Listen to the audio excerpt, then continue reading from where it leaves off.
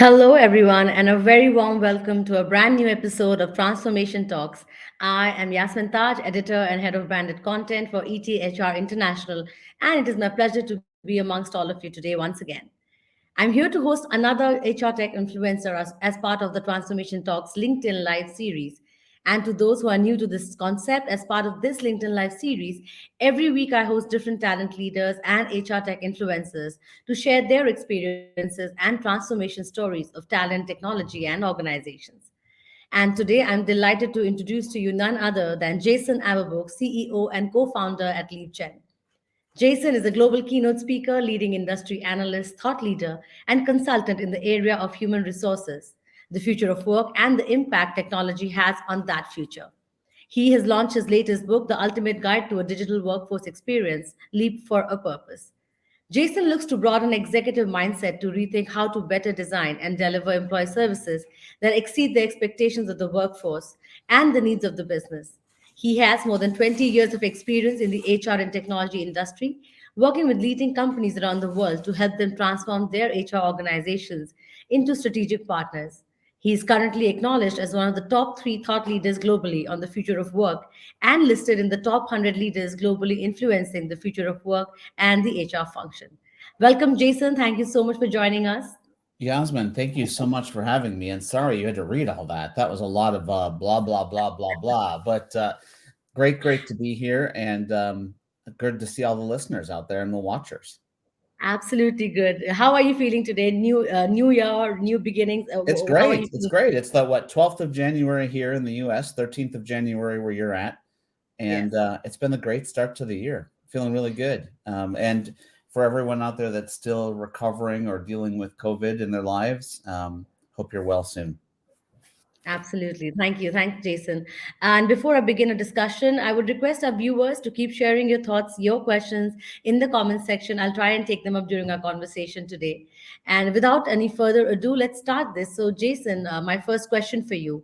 So the pandemic created a great sense of urgency for businesses to fundamentally change their business operations at the cellular level and to make enterprise wide business transformations as efficient, sustainable, and as impactful they can be. While the majority of organizations have found their way out of the crisis, others are still in the process of planning the right business trajectories. So, what, according to you, accelerates business transformation, and what will be the defining characteristics of this business transformation in 2022? So, Yasmin, I mean, when you think about the year 2020 changed work forever. And there's really two pandemics that we talk about that changed work. There's the COVID pandemic, the public health pandemic, but there's also the social justice pandemic, around social justice and social equity. Both of those things changed work forever. And what's really important to understand is that organizations are in and going through a constant change as we speak. So, the way you said that organizations have seen their way through it, organizations have seen their way through it to today, to the now. But every day, we all, as humans on this planet, are dealing with a different now. And what that's done is it's just accelerated how organizations think about digital, think about what their vision is, think about how people want to be treated and understand how people want to be treated, think about the talent that they need to operate their business differently, and probably most importantly, realize that the plans that they had, the roadmaps that they had, the blueprints they had, the strategies they had before 2020 more than likely aren't applicable anymore. They require tweaking, they require revising, and they require reimagining based on what this new now of work looks like. Excellent. That's a great point to start. I think, as you said, nothing remains like it was in before 2020, and 2020 and 2021. Both these years have also been different from each other in many ways. 2020 was more about reacting. 2021 became more about being a little more proactive. So I think we're looking forward to 2022 to take some of those lessons forward, going, and creating more dealing with transformation in a more agile and resilient way. So thanks for sharing that, Jason. And Amit. Yasmin, just to add one thing, I mean, we've transformed and changed work more in the last 2 years than we did in the last 40 years. Exactly. before that. So how do we feel? Like you asked me how I am. I'm good. But, we're all tired. Exactly. We've all been through a lot. For those of us that love change, like myself, it's adrenaline, it's energy, it's audacity. But for those people that don't love change, this has been shocking. And Yes. just like we give healthcare workers on the front lines kudos for dealing with all of the people that have been ill around the public health pandemic, we need to give everyone in HR and everyone in business kudos because they've been hanging on by a thread to dealing with what this new workforce looks like. Yeah, I so agree with you. I think, yes, they do need a lot of appreciation for the kind of work they put into put things in place, bring things together when everything was falling apart. So that's a very important point there. The things were hanging by a thread, in fact. So great point. Thanks, Jason. So amidst all business confusion, overnight transformation, the workforce looked up to leadership and senior management, even beyond work, Jason. Leaders' extended role in providing their workforce with well-being and support has also expanded the definition of business leaders. So, what will the future of business acceleration look like in relation to these extended leadership roles? As you just mentioned, how the role of business leaders and HR was became different in these times. So I really think that before 2020, business transformation focused on benefiting the business. True. Post 2020, business transformation has focused on benefiting and thinking about the human first, thinking about infusing empathy into everything we do from a transformation standpoint. So we've been transforming business to drive profits. We've been Exactly. transforming business to drive financial goals. But in 2020, something changed. And what changed, and by the way, it should have changed a long time ago, is that we realized that humans, are the ones that allow us to be profitable. They're the ones that allow us to serve customers. They're the ones that allow us to create new ideas. So when we think about why we transform in the up until 2020, we've been transforming business to basically think about how do we make a better customer experience. And that's still very, very important. But one of Absolutely. the things we left out was how do we create an employee experience that makes sure that our employees want to be here, to make sure that our employees want to work in our organization, that our employees understand our mission, align to that mission, and are ready to serve our customers. And what we've seen over the last 2 years is a shift from people ready in organizations to transform the business to people in 2022 thinking about how they're going to transform their lives. Exactly. And because of that, that's where we're seeing this great reset or great reshaping or reshuffling, whatever you want to call it. But it's because we've all realized that work life balance needs to be thought of as life work balance. That's beautiful. I think, yes, the focus on people, the focus on well being, putting yourself first, and organizations putting people first became very, very evident in the past 2 years. And as you said, this should have been done much earlier also. But the one of the only positives probably out of the pandemic has been this. And thankfully, so leaders who were focusing more on business are now focusing more on people because that is what will take them to the future. So that's a great thought there, Jason. Thanks for sharing it. So, while embarking on a path to colossal business transformation, organizations need to assess their capability building potential as well. Attracting, hiring, nurturing talent has become extremely critical to organization success today. So, in your experience, Jason, what strengthens cross functional capability building? And what are the core competencies that organizations need to thrive in a continuously evolving business environment? So there's really three key things, Yasmin, that when we work with organizations that we see. The first key thing is an understanding of the concept of digitization. An understanding of the concept of digitization. And unfortunately, most people think of digitization as just technology. And that's not the case. That's not what it is. digitization is a combination of creating a mindset that's focused on innovation and change. It's a focus on designing and understanding our people and how they want to work.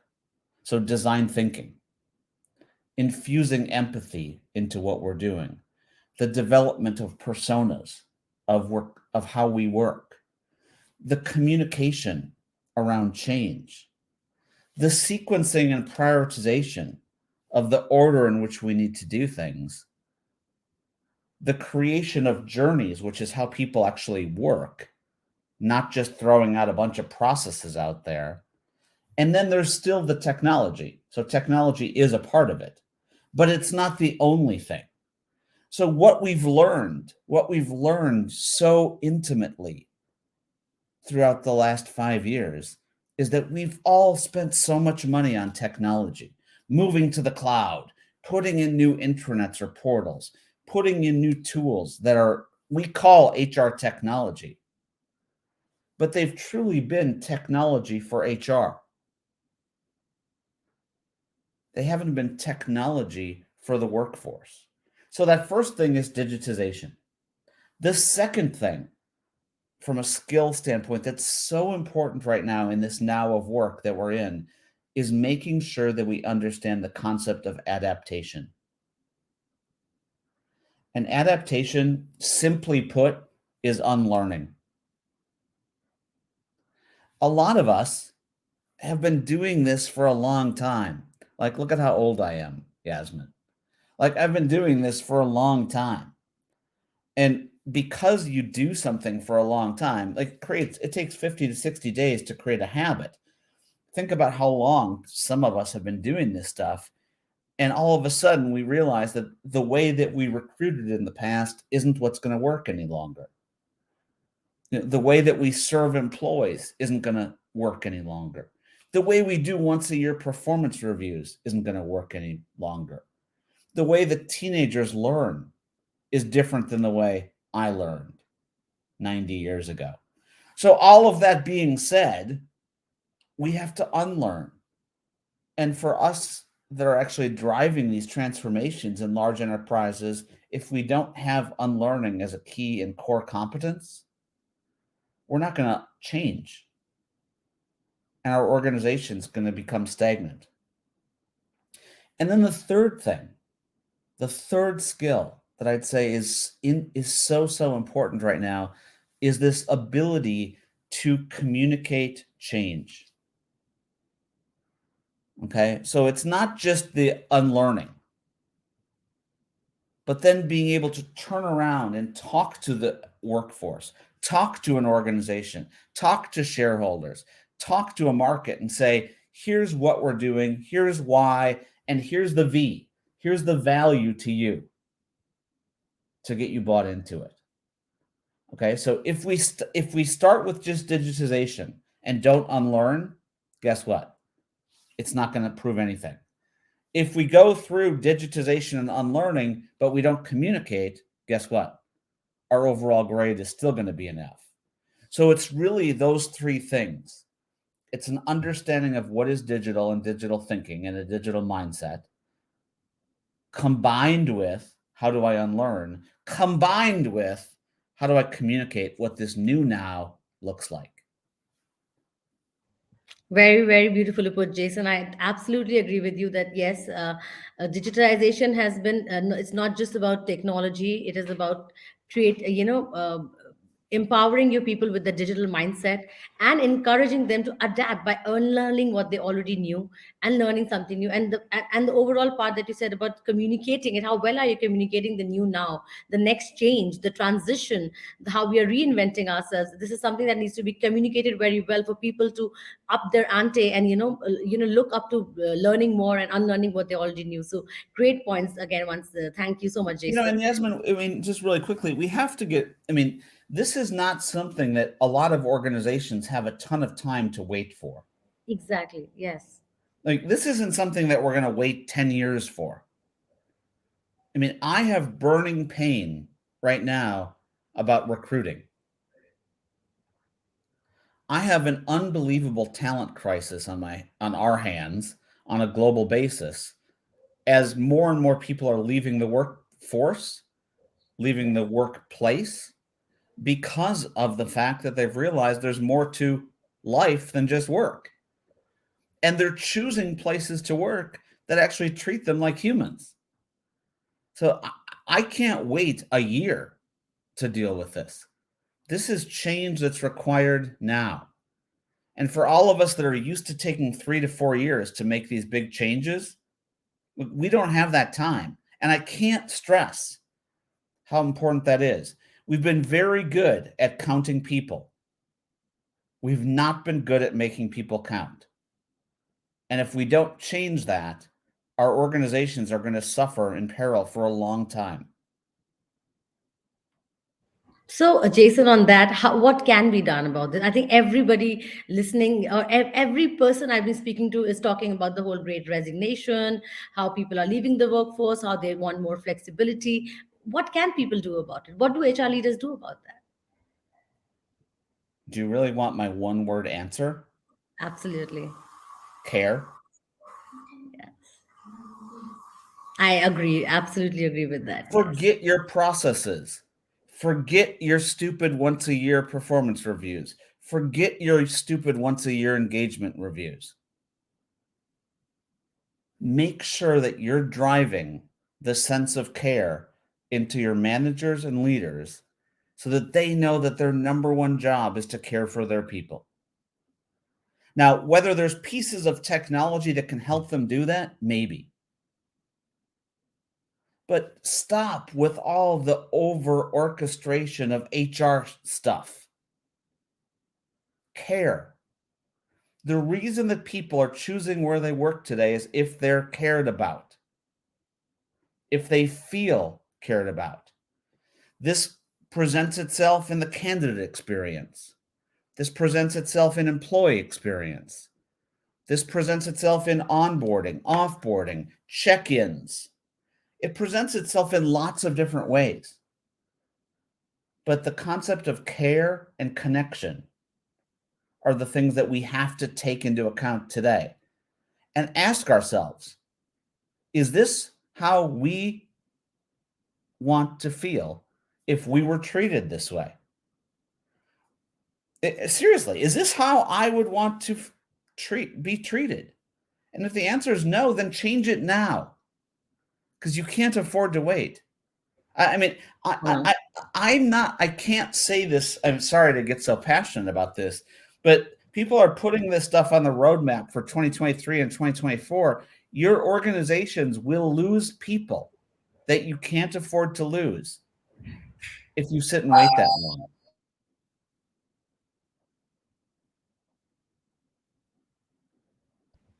absolutely. I think couldn't have said it better. And I love with the passion with which you said it, Jason. If people, if leaders, if business leaders and HR leaders do not show care now, this will be, the end of what they want to achieve. So thank you so much for sharing that once again, Jason. Moving on to another question for you. Digital adoption has taken a quantum leap over the past 2 years, Jason, and there has been an exponential rise in in the adoption of next gen technologies across business functions. Which digital tools and trends have attributed extensively to this transformation process, and how, according to you? So, Yasmin, basically what we want to do when we think about which technologies and which digital capabilities have truly been adopted the most are those tools that meet people where they are. And those tools that make people feel as much inside of work as they do outside of work. So you've heard me say this before. It's 2022 outside of work. What year does it feel like inside of work? Okay. If I can talk to my device and get an answer outside of work, can I talk to my device and get an answer inside of work? If I can order a pizza outside of work, can I view my pay slip inside of work? And we have to realize that that is not the nice to do anymore. That's the minimum. And it's not about rolling out minimum viable product anymore. It's about rolling out minimum lovable product, not MVP, MLP. So, what drives adoption? What drives adoption is a product, is an experience that people love, that drives them to be like, I'm addicted to this. This is going to get me the answer that I'm looking for. Because people don't have the patience to go through something and say, oh, this is another dumb HR tool. Now I'm going to call, leave a voicemail, send an email, not be able to get a response. And then what happens? That is what shifts people from being engaged to being enraged. That's what Absolutely. gets them frustrated, and that's what gets them ready to leave. So, what drives adoption and what are the things that drive adoption? I'd say mobile is huge. So, I'd say making sure that personalization is at the top of people's lists. Okay. I'm not going to throw out a bunch of acronyms like AI and ML because those tools are built into the capabilities of what's delivered today. So what I don't want people to do is go and say, I need some AI, I need some ML. Yes, but what you really need to do is you need to have a vision for your employee experience, a vision for your candidate experience, and then understand how you're going to bring that and make it come to life. mm, Artificial intelligence, machine learning, all of that stuff is just going to drive the experience more. And what that those tools do is personalize the experience so that people want to use them. absolutely, yes.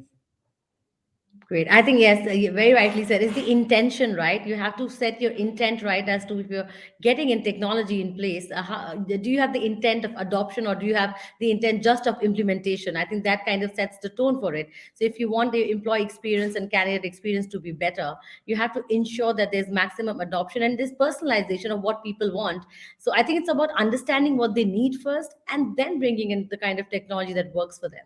It's about So understanding what they need, but it's also understanding how they work. exactly. So if I'm working at a desk all day, I can deploy capabilities that I can use at a desk. If I'm out driving a truck all day, don't deploy a capability to me that I can only do when I'm at a desk. Because guess what? I'm not going to do it. Exactly. And then what everyone's going to do is blame the technology for failing. The technology didn't fail. We failed in meeting people where they are. Totally. I love that point. And, meeting people where they are. I think that should be the intent of any technology, any digital transformation that organizations are looking into. So thanks for sharing that. Moving Yasmin, on if I to could just add one more thing that's really important around this particular topic is you're using and you're calling this whole series transformation talks, yes, which I love. And some people don't even really understand what transformation is. Trans in this case means a radical change. And it's really important to ask yourself, are you doing a transition or are you doing a transformation? A technology transition is moving from one technology to another. A digital transformation is making a radical change to how work happens.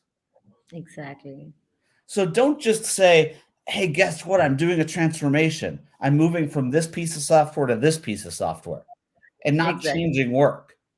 Because guess what? That's not a transformation. That's a transition. Yeah, And what the outcome is going to feel like is not a lot different than what you have today. Your transformation has to have measures of success that talk about how you're radically changing how work gets done and how humans feel. absolutely. I think this is a great point to ponder upon for every leader. Are you looking at transition or transformation? I think once that differentiation gets set in their mind, they'll know what exactly to do going forward. So great point there, Jason. Thanks for sharing that. Moving on to our next question. What is the key to building and sustaining high performing and innovative teams at scale, especially in this remote hybrid working setup, Jason? And what are some of the employee expectations and challenges when it comes to business transformation, and which functions help address those challenges according to you? Whew, it's a big question. I mean, Yes. when you think about the concept of work, remote work requires communication vehicles and communication like channels that a lot of organizations struggle with. In the past, the communication has happened when we've seen people and we'll get in a room and we'll do some things. We can't do that any longer, which means we, as leaders of transformation, have to put in place channels for people to not just get connected, but to build connection. Okay. Getting people connected is easy. Building connection in a remote setting is much more difficult. And it's going to be one of the biggest challenges that we all face on a global nature for many years to come. Because this is not just a COVID issue that all of a sudden we're all going to flock back into an office. Okay. We're going to be working this way forever, which means I better have plans to think about how do I keep these channels in place, these connection channels in place to make sure people understand what they're doing and how it ties to the value of the outcome that I'm trying to achieve. The other thing that I'm just going to say that's really important is that when you can't see people physically, you have to see them digitally. Now that sounds weird. Like that, I'm not saying I'm seeing ghosts or anything like that. But if you can't see people physically, you have to figure out how to see and feel them digitally, Yes. which means you may have to ask them more frequently how they're doing. You may have to check in on them instead of check up on them. Okay. You may have to just say on a Slack or on a Teams or whatever tool you have in place from a channel standpoint, Yasmin, how are you today? It's what you would say if I saw you in the office. Exactly. But guess what? Now that I don't see you, I just forget about you. That's not going to work because we as humans, if we take a whole person approach, still have a social side to us. We still have a psychological side to us that needs a safe place to talk and to communicate, even if we're not going to see that person live. That is a different management and leadership muscle Yes. than what we've had in the past. And I think it's going to be a huge muscle that we're going to have to keep training and learning. One of the things I talk to leaders about really every day is that right now, an innovation mindset applied to this particular concept that we're talking about right now is crucial. And guess what? Sometimes you're going to fail. I tried something new with our workforce last week. It failed miserably. How do I Mm-hmm. feel? I'm a little upset that it failed, but I'm happier that I tried something. And we all need to have that innovation mindset right now because we're inventing the now of work together. That's the Yes. world we live in right now. Yes. Great, great, Jason. Great points again. I think that innovation mindset, the thought that it's not about helping people connect, it's about how helping people make connections. How do you stay connected with the people you are working with, we working for, in whichever way? How do we replace the physical spaces by building those digital connections? Very important to drive performance in today's time. People do not want to work in a silo. People do not want to remain in the confines of their homes and not feel that they're at the workplace. So that's going to be very important going forward. So thank you for sharing that. You're And welcome. Jason, yes. No, you're welcome. You're welcome. Okay, sorry. Yeah, thanks. So, Jason, you more than 2 decades of experience in leading and transforming HR organizations.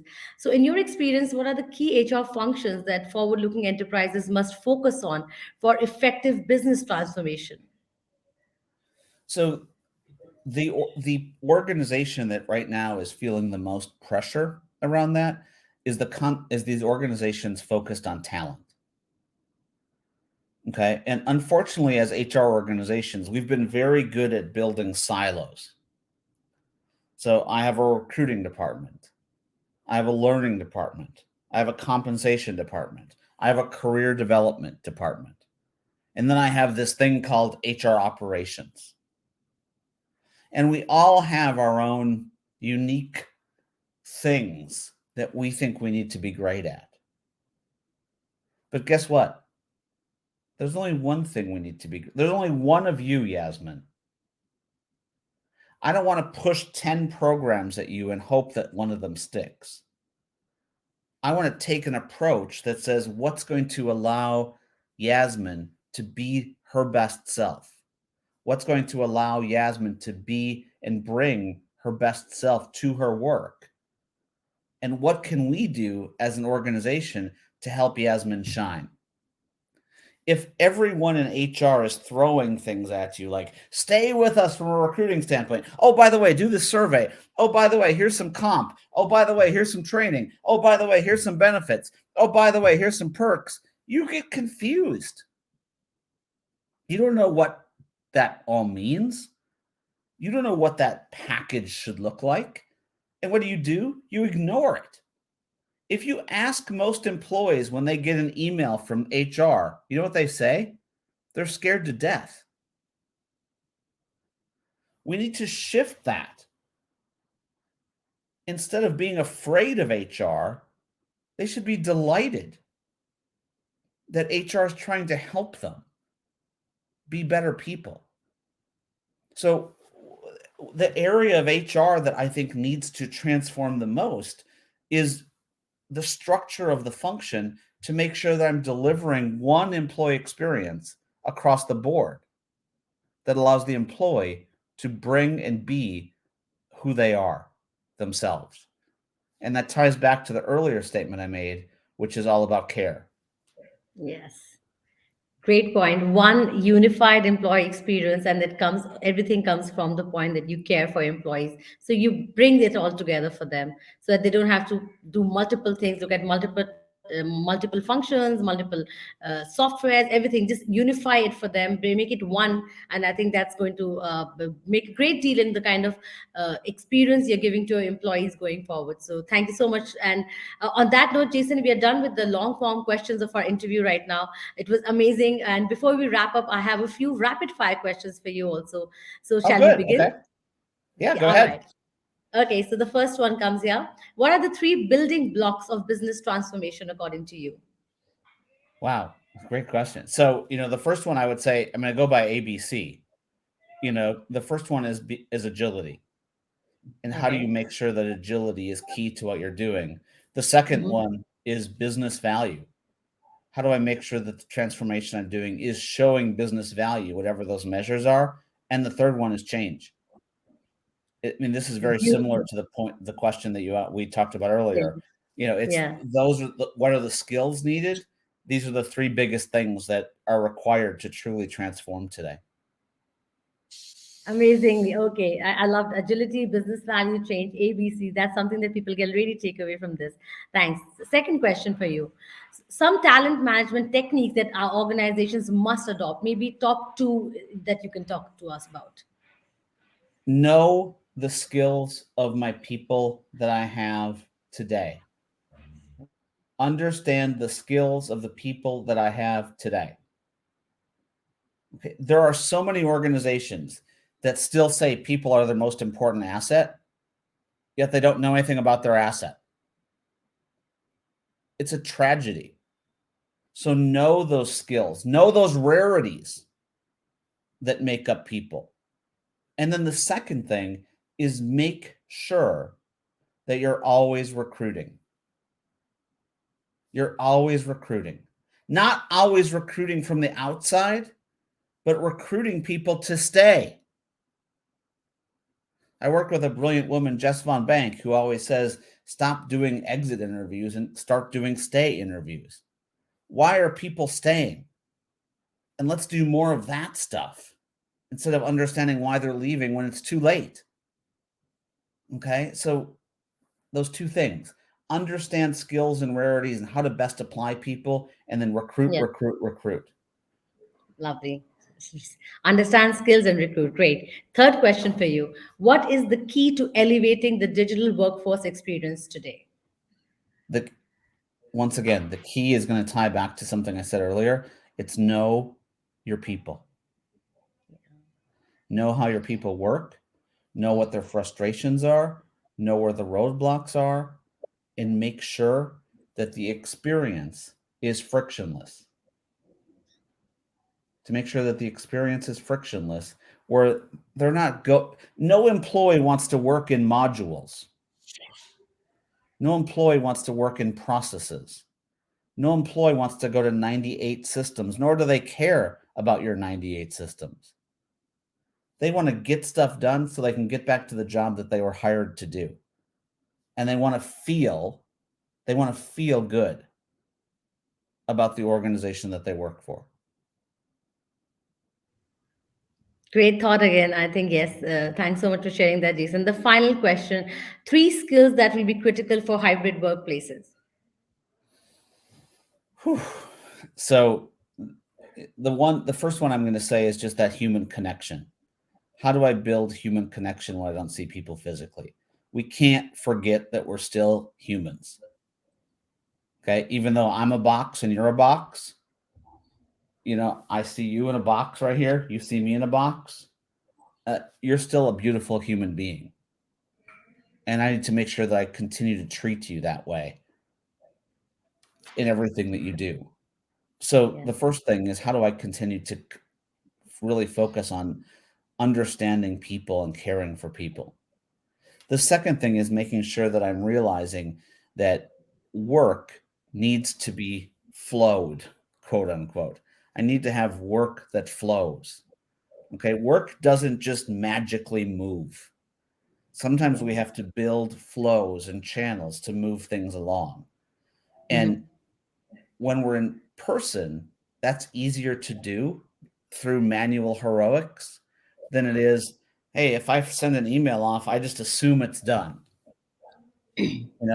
There's a bigger opportunity for things to leak through the cracks in this hybrid Exactly. model. And we really need to make sure we've got air traffic controllers making sure that things are moving along.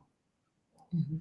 And then the third thing I'd say that's probably I'm not going to say it's the most important skill, but a skill that a lot of organizations overlook right now is the concept of do I how do I communicate to people in a way that meets them once again where they are and in the flow of the things that they're doing. Mhm. Okay. So, it's nice to put a big video board up in the office, and when you go to the cafeteria, you can see what's going on. But guess what? When I'm sitting at this desk all day long, I can't see that.